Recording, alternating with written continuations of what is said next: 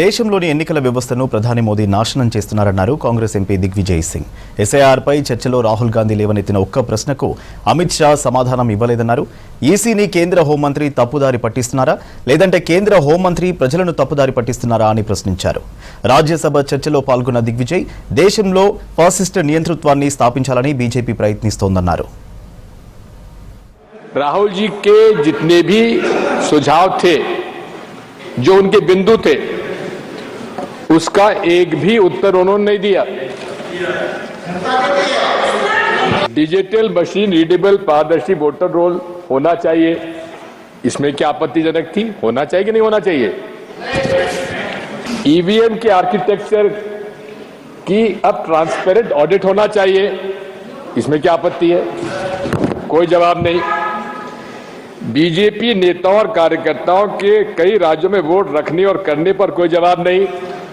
माननीय इसी संसद एक भूतपूर्व संसद सदस्य ने दिल्ली में भी वोट डाला और बिहार में वोट डाल दिया एक साल में, उस पर कोई जवाब नहीं. सीजेआई के चयन प्रक्रिया के बारे में कोई जवाब नहीं. इलेक्शन कमीशन के मेंबर्स की इम्यूनिटी के बिंदु पर कोई जवाब नहीं. सीसीटीवी फुटेज न देने के बहाना ही मना लिया, उस पर कोई जवाब नहीं.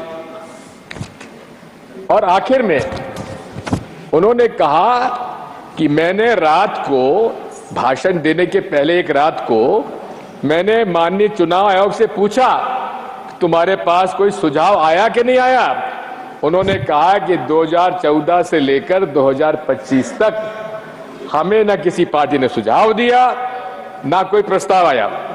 माननीय सभापति जी, मैंने माननीय सभा हमारे अध्यक्ष जी को 21 पत्र वो की प्रति की दे रहा हूं, तो आपकी इजाजत से मैं सारे ये पत्र जो हैं, जो माननीय चुनाव आयोग को लिखे गए थे, लेकिन माननीय चुनाव आयोग ने माननीय गृह मंत्री जी को गुमराह करके गलत बयानी करवाई, हमें इस बात की आपत्ति है. हमारे चुनाव आयोग माननीय गृह मंत्री जी को गुमराह कर रहा है या माननीय गृह मंत्री जी हम लोग गुमराह कर रहे हैं?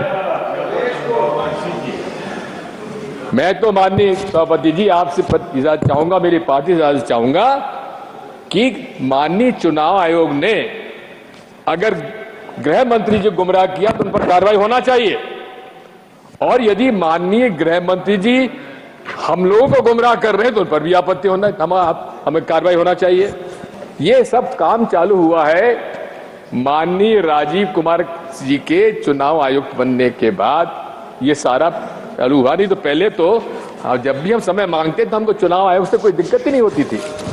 जितनी भी संवैधानिक हमारी संस्थाएं हैं उन पर एक निश्चित विचारधारा के लोगों को बिठाया जा रहा है, वो योग्य हो या अयोग्य हो, और उनको उनके माध्यम से वे यहां पर, मेरा ये आरोप है माननीय सभापति जी, फासिस्ट डिक्टेटरशिप लागू करना चाहते हैं नरेंद्र मोदी जी. और ये उदाहरण है. उन्होंने कहा था कि हाँ, गर्व से हम कहते हैं नरेंद्र मोदी जी संघ के प्रचारक रहे हैं, और उन्होंने खुद के लिए कहा कि वे भी 10 साल की उम्र से शाखाओं में जाते थे. मेरे भी मित्र लोग हैं सभापति जी, आरएसएस में कई लोग हैं. मैंने पता लगाया, मैंने जानकारी ली कि अमित शाह जी कभी आरएसएस में रहे कि नहीं रहे. सबने कहा कभी आरएसएस में रहे ही नहीं है.